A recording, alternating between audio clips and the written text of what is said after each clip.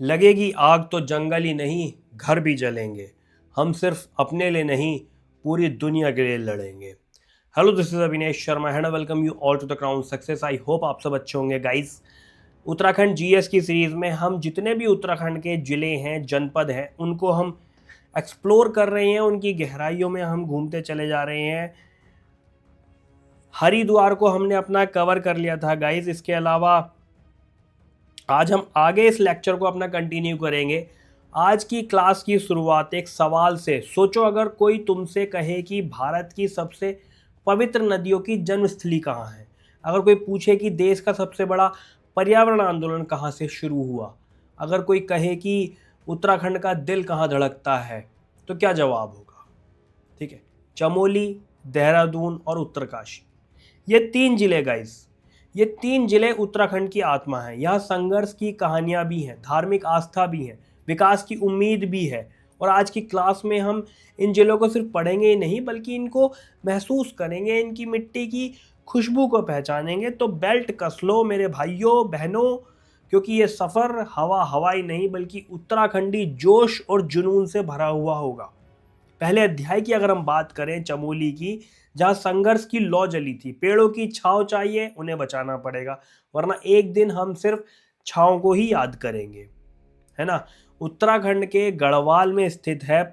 चमोली की हम बात कर रहे हैं कि उत्तराखंड के गढ़वाल में स्थित है। उत्तर में इसके तिब्बत है, दक्षिण में रुद्रप्रयाग। हालांकि और भी फैक्ट्स मैं अभी आगे बताऊंगा आपको डिटेल में। ये देखो आप, बढ़िया तरीके से माइंड मैप की फॉर्म में। उत्तर में इसके तिब्बत है, दक्षिण में रुद्रप्रयाग, पश्चिम में उत्तरकाशी और पूर्व में इसके पिथौरागढ़ है। गंगा की मुख्य धारा अलकनंदा यहीं से बहती है और पर्यावरण और आंदोलन की ये जन्मस्थली है। अब जरा अपनी आंखें बंद करो और 1973 की चमोली की धरती पर चलो, पहुंच जाओ वहीं पर ही। मैंने आपसे क्या कहा, पहली क्लास से मैं कह रहा हूँ कनेक्टिविटी बना दूंगा, दिमाग में सब चीज़ें याद होती चली जाएंगी।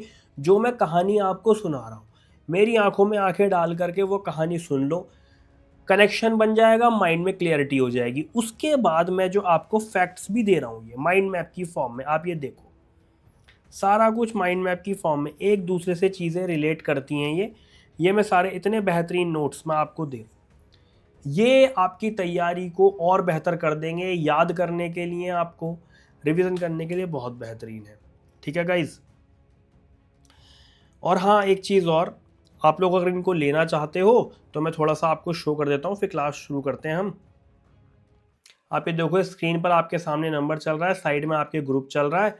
आप इस नंबर पर व्हाट्सएप करके डिटेल्स ले सकते हो और इस ग्रुप में ऐड हो सकते हो। लिमिटेड ऑफर है जब तक क्लासेस चल रही हैं। ठीक है गाइस, चलो। तो मैंने क्या बोला आपसे कि चमोली की धरती पर पहुंचो। ठीक है, देखो सामने गांव की महिलाएं पेड़ों से चिपकी हुई खड़ी हैं। क्यों? उनके हाथों में कोई हथियार नहीं है, बस हिम्मत है, हौसला है। सामने ठेकेदार और जंगल काटने वाले खड़े हैं, पर गौरा देवी और उनकी जितनी भी फीमेल साथी हैं वो सब खड़ी हैं। यही था चिपको आंदोलन, जहां पेड़ काटने आए लोगों को महिलाओं ने रोक दिया। ठीक है, और यहीं से सीखा गया कि पेड़ हमारे माता पिता जैसे हैं, हम इन्हें कटने नहीं देंगे। पर चमोली सिर्फ आंदोलन की धरती नहीं बल्कि आध्यात्म की भी धरती है। यहीं पर है बद्रीनाथ धाम, जहाँ सालों से भगवान विष्णु ध्यान लगाए बैठे हैं, जहाँ लाखों श्रद्धालु हर साल जाते हैं। और हाँ, अगर तुमने फूलों की घाटी की बात करी हो या देखा हो, सुना हो, तो वह ज़रूर देखने जाना। प्रकृति का सबसे खूबसूरत चमत्कार है वो। इसीलिए चमोली सिर्फ उत्तराखंड का नहीं बल्कि पूरे भारत का गौरव है।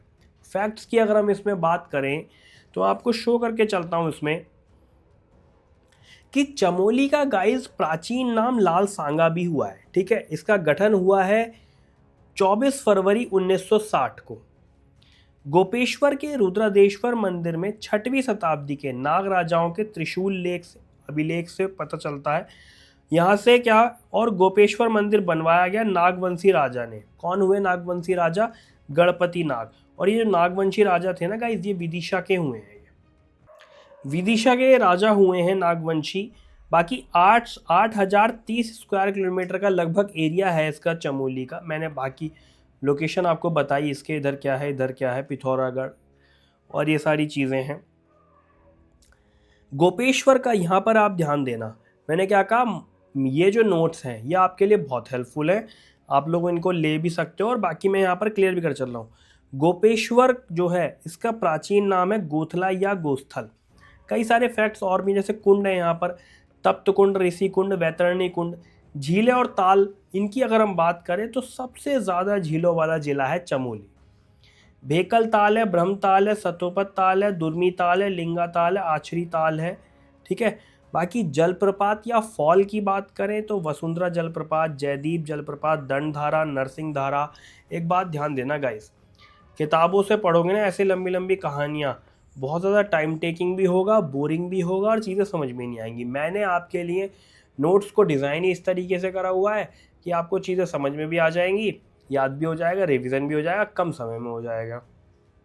ये बेनिफिट है इसका। दर्रों की अगर हम बात करें तो सुंदर दुंगा दर्रा है जो कि बागेश्वर और चमोली के बीच में है। ऐसी नीति है, किंगरी मिंगरी है, माणा है, डुंगरीला है, ये चमोली और तिब्बत के बीच में। बालचा, चोलहोती, सलसला, ये फैक्ट्स हैं, आप इनका स्क्रीनशॉट भी ले सकते हो और बाकी चीज़ें देख भी सकते हो कि लमलंग हो गया, एक हो गया तंजुंग भ्युंडार, है ना, बारहोती, मार्चियोक, लातूधुरा, टोपी धूंगा, ये सब इसके यहाँ पर दर्रे हैं चमोली में। ध्यान रखना ये चीज़, मैंने कहा चमोली दर्शन कराऊंगा तो वो चमोली दर्शन कराऊंगा आपको हेलीकॉप्टर में बैठा के। ऐसे ही घाटियों की अगर हम बात करें तो चिनाब, नीति, सोल, निजमुला, हेलंग, उर्गम, हापला और मंडल घाटी यहाँ पर पाई जाती हैं। गुफाओं की अगर हम बात करें तो टिम्मरसेन गुफा, हनुमान की गुफा, व्यास, गणेश, नारद स्कंद, मुचकंद गुफा है। मंदिरों की बात करें तो लवकुश का मंदिर, अनुसुईया माता का मंदिर, बाधानगढ़ी, गोपीनाथ, जलेश्वर, लाटू देवता, बैरास कुंड, उद्धव चोरी, उफराई देवी, ये मंदिर यहाँ पर है। त्योहार और मेलों की अगर हम बात करें चमोली में तो हरियालीपुरा, कारतकार मेला, काश्तकार मेला, सॉरी काश्तकार है ये, ठीक है गाइस, काश्तकार मेला, ये काश्त ही लिखा हुआ है। बैरास कुंड मेला, बसंत बुरांस मेला, कुलसारी का मेला, महोत्सव उमाकर्ण है यहाँ पर, तिमुंडा मेला, गुराऊ मेला, बंड विकास, जानती का मेला और रामायण उत्सव जो है ना गाइस, ये उत्तराखंड का, इसके पात्र मुखौटा लगाकर रामायण का प्रदर्शन करते हैं, मंचन करते हैं और कई सारे प्रसंगों पर नृत्य करते हैं। वाद्य यंत्र और यहाँ पर जो है वाद्य यंत्र है ढोल, दमाऊं, माल मल युद्ध यहाँ पर फेमस है गाइस। ये चीज़ें थी, ये फोटो भी देख सकते हो आप, इससे आइडिया लगा सकते हो, याद आ जाएगा आपको कि ये रामायण उत्सव की बात चल रही है जहाँ पर ये मुखौटे लगे हुए उत्तराखंड में दिखाई दे जाए तो किसकी बात चल रही है, रामायण उत्सव की बात चल रही है। ऐसे ही अगर हम आगे बढ़ें, देहरादून की बात करें जहाँ सत्ता और शिक्षा का मेल है, जहाँ कदम कदम पर इतिहास बसता है, वहीं से निकलते हैं भारत के सबसे बड़े योद्धा। क्योंकि इसके परिचय की बात करें तो उत्तराखंड की राजधानी है, इसके पश्चिम में हिमाचल, दक्षिण में हरिद्वार और देश की सबसे मशहूर सैन्य एकेडमी इंडियन मिलिट्री एकेडमी यहीं पर है। शिक्षा, प्रशासन और व्यापार का ये केंद्र है। अब सोचो, अगर उत्तराखंड का दिल कहीं धड़कता है तो वो देहरादून है। यहीं पर भारत के सबसे बड़े अफसर तैयार होते हैं IMA में, यानी कि इंडियन मिलिट्री एकेडमी, जहाँ से निकलने वाले कैडेट देश की सुरक्षा की कमान संभालते हैं। और यहाँ सिर्फ फौज नहीं, दिमाग भी तैयार होता है। यहीं है FRI यानी कि फॉरेस्ट रिसर्च इंस्टीट्यूट, जहाँ पर्यावरण और वनों पर रिसर्च होती है। यहीं है राजाजी नेशनल पार्क, जहाँ हाथी, बाघ और हिरण जंगलों में बेखौफ घूमते हैं।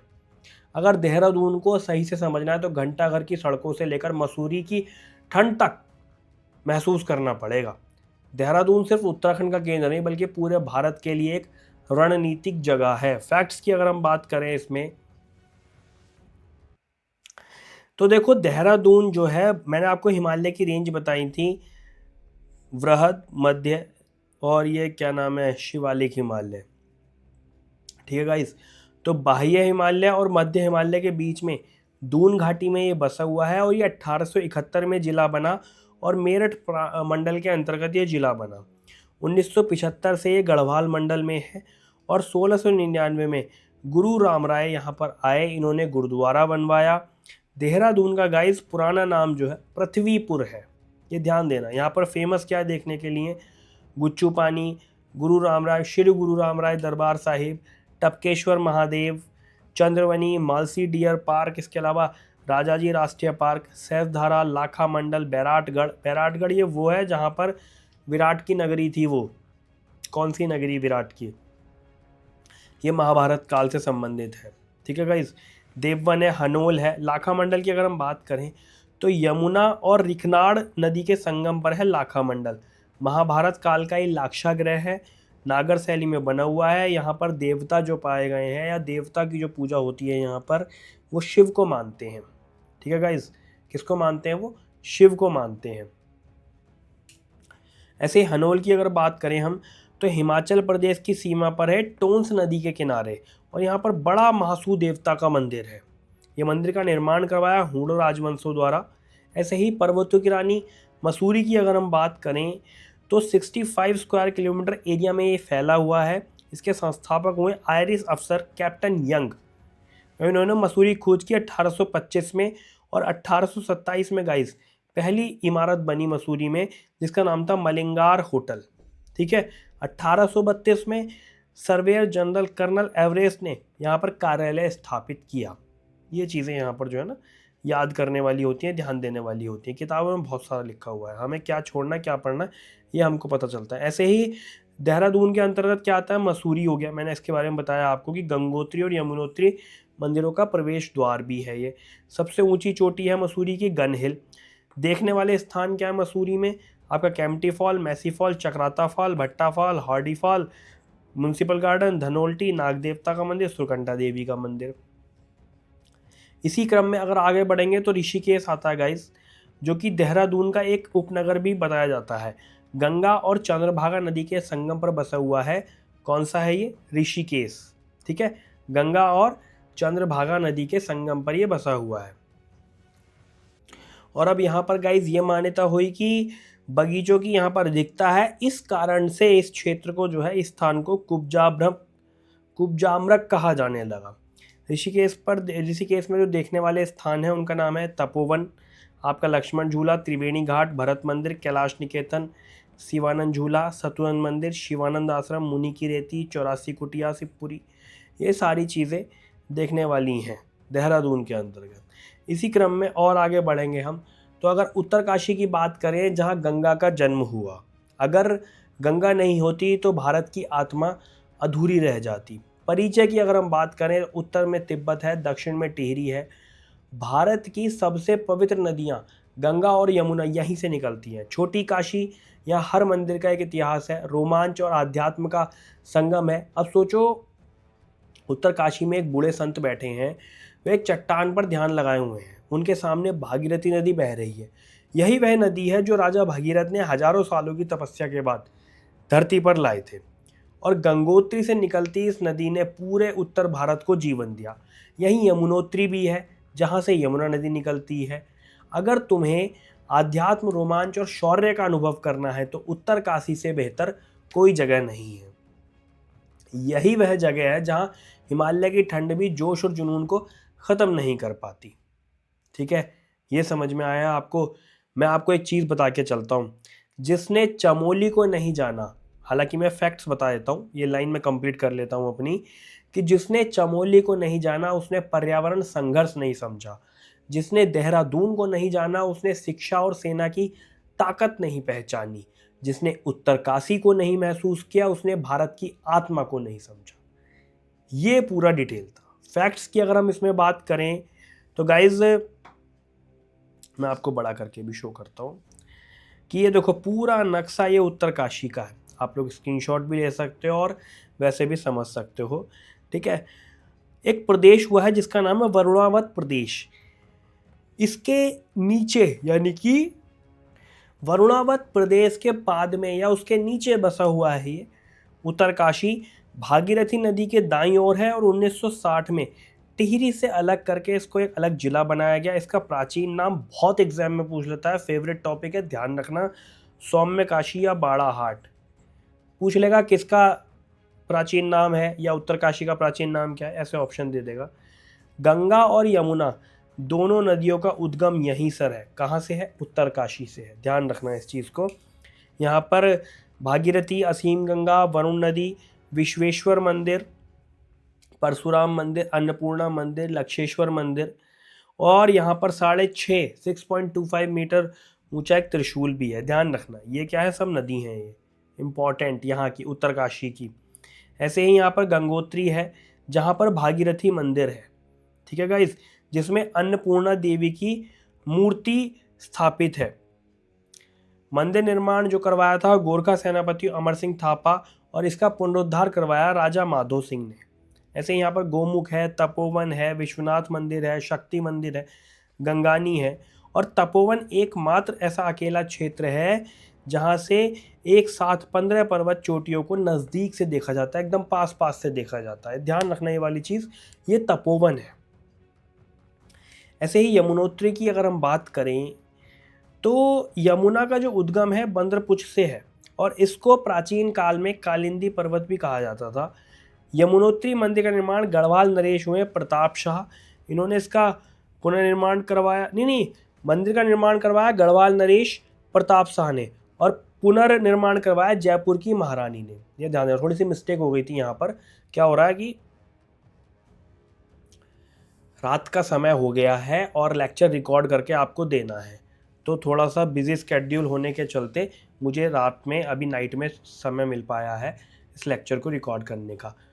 थोड़ा सा क्लैश कर रही हैं चीज़ें, कोई बात नहीं, लेकिन मैं आपको क्लियर समझा रहा हूँ, आपको समझ में आ रहा, ये आप बता के चलना। मंदिर का निर्माण करवाया गढ़वाल नरेश हुए प्रताप शाह, और पुनर्निर्माण करवाया जयपुर की महारानी गुलेरिया ने। ये ध्यान रखना। बंदरपुछ जो है ये इस तरीके से 3 चोटियाँ हो गई मान लो, या 3 पर्वत हो गए, एक श्रीकंठ है, एक यमुनोत्री काठा और खुद बंदरपुछ, ये मिलाकर के बंदरपुछ बनाते हैं। प्राचीन नाम क्या है इसका, कालिंदी पर्वत। एनर्जी में कोई कमी नहीं, एनर्जी फुल है, ध्यान रखना। ज़बरदस्त तरीके से पढ़ा रहे हैं हम यहाँ पे, एनर्जी में कोई कमी नहीं है। आपके अंदर भी एनर्जी में कमी नहीं होनी चाहिए। सब्सक्राइब कर लो, वीडियोस को देखो, लेक्चर को प्रॉपरली देखो, अपनी तैयारी में इसे जोड़ो, बहुत अच्छे नंबर आएंगे। डेली प्रैक्टिस करो, प्रैक्टिस डेली करो। Excellence is a continuous process. Okay guys, आगे बढ़ते हैं हम। ऐसे ही बाड़ाहाट में जो है प्राचीन शक्तिपीठ है, नचिकेता ताल, दयारा, हर की दून, इसे खाई क्षेत्र भी कहते हैं, और हर की दून से कुछ दूरी पर जोधार ग्लेशियर और वारसू घाटी भी है, ठीक है। ये क्या है, कैसे रिलेटेड है ये, इनके इष्ट देवता हैं समसु, ये शिव को मानते हैं, लेकिन समसु की पूजा दुर्योधन के रूप में की जाती है। ये ध्यान देने वाली बात थी, ठीक है गाइस, समझ में आया होगा आपको। इसके बाद में हम रुद्रप्रयाग शुरू करते हैं, लेकिन उससे पहले मैं आपको ग्रुप में नोट्स प्रोवाइड कराऊंगा। तो ये पूरा लेक्चर हो गया। मैं उम्मीद कर रहा हूँ आपको ये पूरा लेक्चर अच्छे से समझ में आया होगा। पढ़ते रहो आप इस तरीके से, डेली बेसिस पर आपकी सीरीज चल रही है, सब कुछ कवर करा दूंगा, कुछ नहीं बचेगा। जनपदों का ऐसे ही दर्शन करा दूंगा सब। पढ़ते रहो, all the very best, thank you.